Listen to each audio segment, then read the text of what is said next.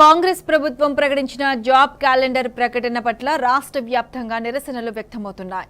సిద్దిపేట జిల్లా కేంద్రంలో జాబ్ క్యాలెండర్ను నిరసిస్తూ బీఆర్ఎస్వి విద్యార్థి నాయకులు ఆందోళన చేపట్టారు. ముఖ్యమంత్రికి వ్యతిరేకంగా పెద్ద ఎత్తున నినాదాలు చేశారు. జాబ్ క్యాలెండర్ను వెంటనే రద్దు చేయాలని విద్యార్థులు డిమాండ్ చేశారు.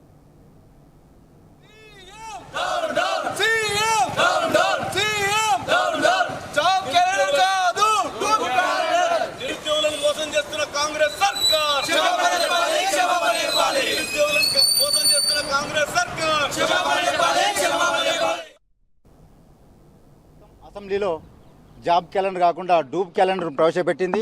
అది ఉద్యోగాలు కాదు, అది నిరుద్యోగులుగా మేము ఖండిస్తూ ఉన్నాం.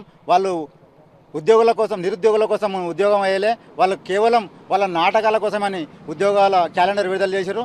ఈరోజు బీఆర్ఎస్వి సిద్దిపేట జిల్లా పక్షాన, సిద్దిపేట లైబ్రరీ వద్ద విద్యార్థి పక్షాన, నిరుద్యోగుల పక్షాన ఈరోజు చీచీ తూతు నిరసన కార్యక్రమాన్ని జిల్లా టీఆర్ఎస్ పక్షాన కార్యక్రమం తెలియజేసినాం.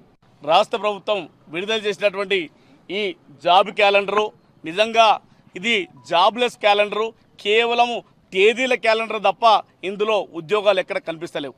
కాబట్టి ఈ సందర్భంగా నేను రాష్ట్ర ప్రభుత్వాన్ని బీఆర్ఎస్ పార్టీ పక్షాన ప్రశ్నిస్తూ ఉన్నాం.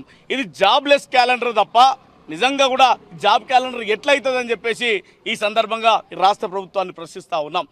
ఇలా గతంలో కేసీఆర్ ప్రభుత్వం ఉన్నప్పుడు 32,000 ఉద్యోగాలు పైచీలకు భర్తీకి నోటిఫికేషన్ ఇచ్చి సెలక్షన్ చేసి పరీక్షలు నిర్వహించి సెలక్షన్ చేసి ఇస్తే మరి అధికారంలోకి వచ్చిన తర్వాత ఆ పత్రాలు ఇచ్చి నేనే ఇచ్చిన అని చెప్పుకుంటున్నాను. ఇంతకంటే నిస్సిగ్గు ఎక్కడైనా ఉందా అని చెప్పేసి ఈ రాష్ట్ర ప్రభుత్వాన్ని ప్రశ్నిస్తూ ఉన్నాం.